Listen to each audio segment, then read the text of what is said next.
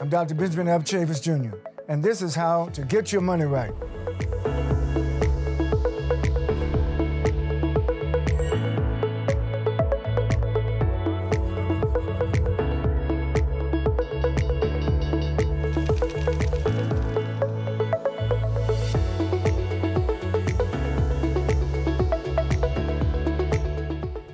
We are honored to have one of the most successful entrepreneurs in the world today, and certainly in the United States, Armstrong Williams. And of course, we're discussing how to get your money right. There's no other place I'd want to be except here, having this exchange with you. Well, thank you, Armstrong. You have such a storied career and evolution. You own about 10 television stations. You own the Baltimore Sun. You own radio. You have your own television show. How do you do all that? You know, life is a mystery. There's so much of life is about the unknown. Most people plan for what they think they know. I always learn, and it goes back from my days of reading, from a quote from Abraham Lincoln. He said, "I will give my best, and when the time comes, the preparation and giving my best will make me ready for the occasion." My father, when I was a child, would take me to the train station. And in South Carolina? Yes, when the trains were running through Florence and Marion and Eau Reed County. And he would have me stand on the track, and he would say, and all these trains would be passing by. And he said, "You see all those windows passing by that you can barely see?" I said, "Yes, Daddy." He said, "Those are all windows of opportunity, but they move so fast. You gotta be prepared to grab yours and make it your footstool." And opportunity is just that way. It moves so quickly. You just gotta be prepared to grab it. And so for me, I always give credit to God because He's given me more than I ever thought possible, more than I ever deserved. And my parents always taught me that whatever we have in life, it's on loan to you. It does not belong to you. It's how you use it to build and empower and help others. So philanthropy is a big part of my life. But the best gift I had growing up, I had two great parents, a mother and a father. And not only that, I grew up in a household with 10 brothers, 8 boys and 2 girls. And they're my best friends, my anchors today. There's never been a day in my life when my mother and father were alive that I didn't talk to them. Whether I was in Africa, Asia, it didn't matter. I talked to my parents every day. And the same with my brothers and sisters. 4 a.m. in the morning when I'm out running, I'm on the phone with them until I complete the run. And so that is my connectivity to the family, to the foundation, to the roots. Strangers come and go, but family is the source for me, and that was passed on to me by my parents. Well, you know, you were blessed to have such great parents, such great family. Obviously, they contributed immeasurably to your success. You mentioned the word preparation. I once asked Reginald Lewis, what word out of the English language contributed to his financial success? And he said that word was preparation. Preparing oneself for success. Can you explain the importance of reading? You said what you read from Abraham Lincoln, writing. You were a distinguished journalist. James Baldwin once told me that the pen is mightier than the sword. Talk to us the importance of reading and writing. Well, books took me to places before I ever got there in the physical. Reading always enriched me. My father always said that when we were in high school, whether it was the English, the math, or the history book, I would always read the book ahead of time before the class. I was always reading. And I realized that when I was in the classroom, it made the assignments and the lessons much easier for me because the reading and writing takes you on a journey because it helps you form words. It helps you learn about cultures. It helps you learn about yourself. And communication is very important. So reading, because I was such a voracious reader, it also made me a better writing. But the most fascinating thing about reading and writing is that it's like continued education. If you're a lawyer or if you're a physician, because technology in the legal world and the medical world changes so much with the new drug, with the new technology that they use for surgical procedures, you got to be on top to know exactly what those new technologies are. So you have to continue your education because somebody could die, somebody could be have a permanent injury. And it's the same way for all of us. I mean, education doesn't stop when you leave high school. It doesn't stop when you leave college because, wisdom comes from experience. And experience comes from having had bad judgment. But through that wisdom and through struggle and through strife, there are things that replenish the soul. There are things that the soul opens up to you that gives you this better understanding. And so even if you go and read a book that you read 10 years ago, it's not the same book you read today because you're so much wiser. It helps you understand your growth and how your knowledge and your experience has expanded. There's so many dynamics as to why kids are failing today. It's an indictment of our government. It's an indictment of corporate America. It's an indictment to parenting. But I know from firsthand, with my own family members growing up, the way we tutored and worked with my brothers, who we thought could not learn, and he began to thrive. But it's hard work. And people are so overwhelmed in their own lives today that they're just not willing to make those kind of commitments anymore.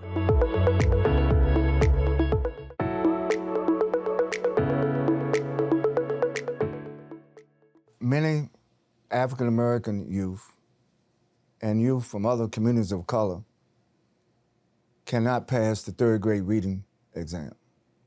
And so in New York, they use the statistic of the failure of the third grade reading test to build the number of juvenile prisons. Because they know if you can't read at third grade, you may not make it out of elementary school, certainly not out of high school, and certainly not to college. So given what you just shared of the importance of reading and writing, why doesn't our society put more emphasis on early childhood education, on the fundamentals of reading and writing? Listen, that is much more complicated. If you'd asked me this question years ago, I would have blamed the kids. There are all kinds of answers I would have given. But if you've got to examine these issues a little deeper. Because in a household with 10 children, you see every child in society. It's fascinating. I was a quick learner. I had a brother who had to repeat third grade 2 or 3 times. So in my household, I could see the world. And then we had the same parents, exposed to the same thing. But why is it that some were more quicker to adapt to the lessons than others? Because every child learns differently. Every child requires something differently. And what we've learned, particularly through our internships, where we've had hundreds of kids come through our program, some of them could barely speak English, some of them could barely write. These kids, first thing you gotta make these kids believe is that you care about them. If a kid believes that you care, and listen, getting a kid to learn, getting a kid to be excited about learning requires so much time, so much energy. It is such a commitment. Do you think every parent is proud when they realize that their child comes home and they cannot read and they cannot do simple mathematics? No. It's because of the investment. And in classrooms now, teachers find themselves in hostile environments where they're abused, disrespected, not paid, and they don't have the enthusiasm to teach. Like my teachers taught because of the love of teaching. It was not about the money. They just got a joy knowing that 15 years later, they're gonna say, well, that boy was in my classroom, and that's a reflection of me. But learning has changed. There's so many dynamics as to why kids are failing today. It's an indictment of our government. It's an indictment of corporate America. It's an indictment to parenting. But I know from firsthand, with my own family members growing up, the way we tutored and worked with my brothers, who we thought could not learn, and he began to thrive. But it's hard work. And people are so overwhelmed in their own lives today that they're just not willing to make those kind of commitments anymore. So a lot of what you just described about education is determined by public policy decisions. From your perspective, why can't we achieve more to solve these problems? You talked about the investment in young people, the importance of parenting, the importance of discipline.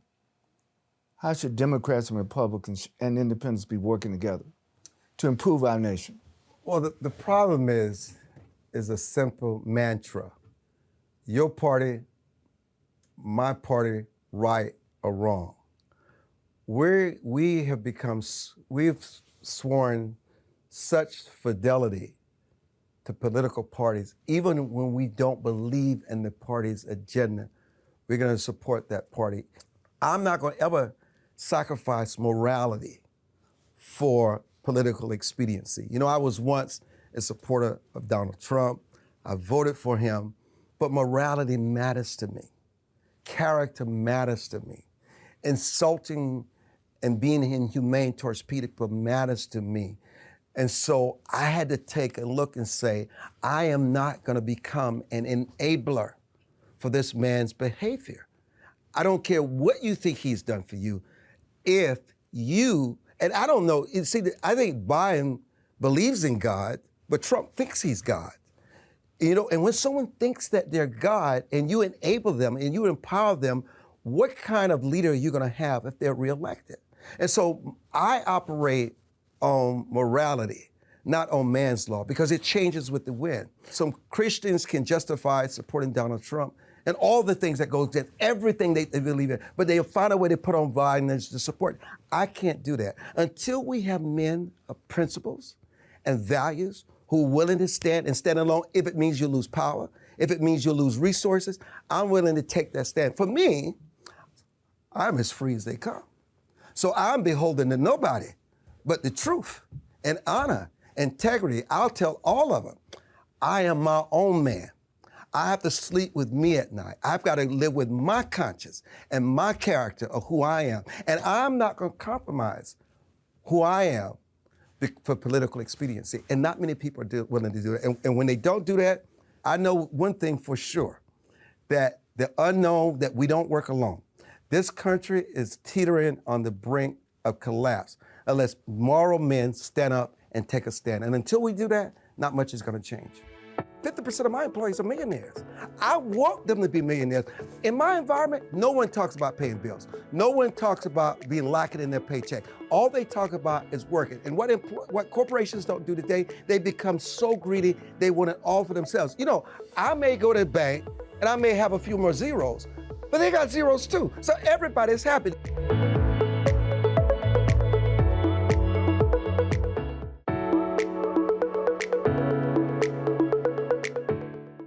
I hear echoes of Martin Luther King Jr.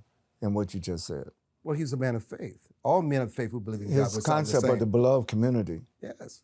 was that everybody was included. Inclusiveness, not exclusiveness. Unity, not division. You own these media properties, which allows you to have the freedom to express what you just expressed. Talk to us about how important it is to know the business side of public morality. You know, listen, my parents were entrepreneurs, and the family estate still remain in the family. You see, I didn't grow up poor. That's not my story. I'm not one of those stories where people can That's say, okay. Yeah, everybody thinks that if you're risen to realize the American dream, and if you're perceived to be a minority, you had to come from rags to poverty. That's just not my story. I'm living the way I've always lived. Let me just be clear. I may live a little better and do a little more, but this is the life, this is all I know. My parents paid us to work on the farm. The 500-acre farm remains in the family today. It's 500 acres? Yes, it's a cattle farm. Yes, it remains in the family today.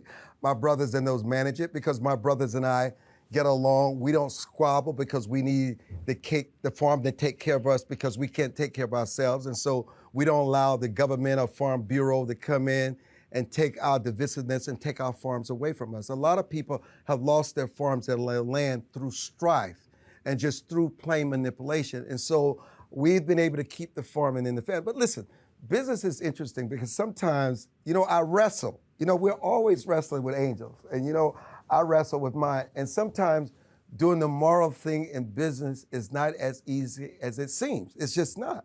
You make these decisions. But one thing, I've had to learn this lesson, even in your darkest hour, if you're patient, if you learn from your mistakes and your bad judgment, God will raise you higher than ever before. But you got to be patient, because sometimes you think, well, Lord, when are we going to make this transition? I'm still in the valley. It's not in your time, it's in his time. And I learned from that, and he's prospered me with the real estate, with the hotels, with the television stations, with the newspapers. And for me, business-wise, I don't know if I've ever had a business to ever lose money. It doesn't make any sense to me. I've always done well financially. It doesn't make any sense because, I started out with Dick Gregory's Bahamian diet. I remember when I graduated from college, my parents said, because my parents paid for my college, cash money. I had no debt when I graduated from school. So this stuff about student debt, my parents always said any of the kids who wanted to go to school, college, they'll give them a 4-year free education. And even when my father passed, because that tradition was so important, I thank God that I have been in a position where all my nieces and nephews that wanted to go to school, I finance it for them. Because I think if you were born with wealth, that you should use your wealth to empower your family. You should not have the government pay for something that you're going to pay, that you can pay for yourself. So many people who've been given wealth and given prosperity still want the government to take care of their kids and provide for their kids in areas that they can for themselves. I never want the government to do that for me. And so what you have to do, I think if every family could take care of their family, and we have a big family, you teach them about entrepreneurship. Every one of my nieces and nephews, I've helped them buy their own home. I put them in a home, paid down. Some I give little debt, some I give them no debt, give them the potential to understand home ownership. Even in our companies, let me just tell you this, even in our companies, this may sound crazy. 90% of our employees never leave us. They've been with us for the last 17 or 18 years. Why? Because they're not employees. They're entrepreneurs. Whatever deals I have, with the exception of the broadcast, because that's a unique deal with the FCC. That's a very unique ownership, which I own 100%. In any business deal that I get in, I give my employees a scrape. They have an ownership position in my businesses. So they're not just working for me, but they're working for myself. And even during COVID, people talk about COVID, I had to give my employees a reason, and I call them executives, to stay in the office. So I started playing the stock market. I used to be pretty good at the stock market. So I started playing the stock market, and I say this publicly. So I had about 7 of my executives. I took $26,000 during COVID, and I started playing the stock market. In 8 months, it had gone to $1.4 million. But guess what? Some of my executives had taken $20,000, gone to $300,000, $200,000. They made a lot of money during COVID. So my employees, 50% of my employees are millionaires. I want them to be millionaires. In my environment, nobody talks about how they're going to meet. No one talks about paying bills. No one talks about being lacking in their paycheck. All they talk about is working. And what corporations don't do today, they become so greedy, they want it all for themselves. I may go to the bank and I may have a few more zeros, but they got zeros too. So everybody's happy. They don't expect what I make, but if you empower, you cannot empower others without empowering yourself. So it's not just my home. In my work environment, I provide with them the best health care. I take care of my employees the way I want to be taken care of, so they never have a reason to leave, where they never have a reason to feel resentful of my success. In fact, they embrace my success, and it becomes even better. And then God prospers you. People have lost that concept of empowering others. Yes. You talk about investing in the market or investing in an entrepreneurial experience. In order to do that, you have to have the basics of financial literacy.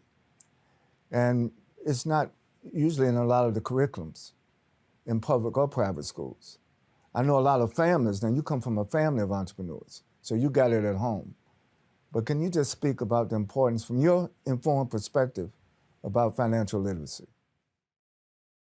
I think the biggest problem with people who have accumulated money is that they're too insecure to invest it themselves. They trust their resources with others that did not put in the sweat and the tears to achieve it. This is the importance of reading, is this. If you read, whether it's studying the stock market, or they're studying the crypto market and the bubbles, The internet is such a place, it's the best university in the world. While some people use the internet to look at videos and look at people half naked, there's also a place on the internet. If I want to learn about geology, I can go on the internet and learn it in a day. If I want to understand what do options mean, what do calls mean on the market, what do this treasury notes mean, what does it mean when they said the Fed has raised this rate, and how does that tie into the other markets across the country? If you go in and dedicate yourself to learning that, you can become an expert. There's no excuse. This is the beauty of the internet now. You can learn anything. Now, you can say, well, I may not have the basics. I didn't get the basics in high school. There are tutorials on the line that you can absolutely learn the basics. Because even for me, as sophisticated as I think I am sometimes, I wanted to do a little more with the stock market. And I've had my chief financial officer I have a lot of confidence in. But for me, I wanted to learn it for myself. And I'm telling you, some of this stuff is so complicated. But I must tell you, after staying up late, reading, going back and forth, I didn't get it the first time. And sometimes you say to yourself, well, I can't learn this. This has passed me by. No, you got to dig deeper. And once you dig deeper, you can learn. There's nothing you cannot learn unless you're willing to try. Just like you look at these little girls on the basketball court doing halftimes where the mothers have their daughters out and they have these dance routines that they do so well and so coordinated. That's the same brain that they can go on the internet and use these financial skills about how to invest, buying real estate, when and how to buy real estate, which is very, very important. And also studying the market, just like Google and Facebook and Apple. Those stocks are still around today. There are future companies just like those companies that were formed during the 80s and the 90s. But you have to keep your ear to the ground. So I'm always teaching myself because sometimes Brandon is not there when I need financial advice.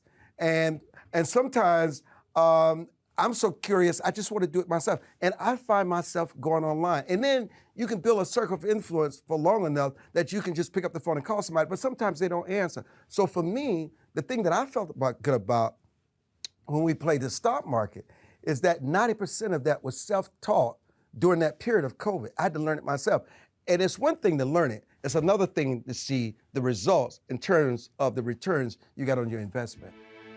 My success has to do with my faith in God, my morality. The hardest work I do every day, the hardest work is working on myself 24 hours a day. And when I work on myself, and I find this out, when I work to be a moral, good person, to be a better person, the Lord blesses me.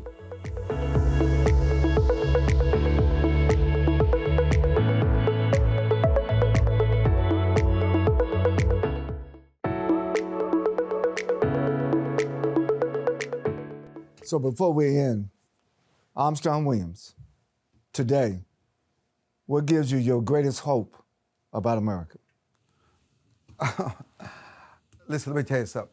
Until America turns back to morality, my success has to do with my faith in God, my morality. The hardest work I do every day, the hardest work is working on myself 24 hours a day. And when I work on myself, and I find this out, when I work to be a moral, good person, to be a better person, the Lord blesses me because there were 10 commandments, not suggestions. America can talk about transgenderism. America can talk about DEI. America can talk about abortion. But listen, God gives us free will to accept him or to reject him until America gets back to who's in control and what matters most. Because we've seen great nations with great military might, great economic might. And that's why they fall, because of lack of moral striving, because we have it so good, we feel we don't need God anymore. But listen, I need him every hour of the day. Because listen, if I don't, I'll take my eyes off the prize. I can be just as greedy. I can be just as corrupt. I can be the worst of the worst. But it's he who holds the reins to my life. And until people get back to that in the household and corporate America, where you realize that faith matters, charity matters, and how you serve others matters. And that's something that we have to do in our individual lives. It's not even something the government can do for us. So that's what America's fate is. If America believes that it doesn't need God, America will go the way as the rest of these great civilizations and will cease to exist. You know, when I was young, I said I wanted to be like Armstrong Williams. You have been a tower of success in the business world, and we thank you for sharing your wisdom on how to get your money right. My brother, thank you.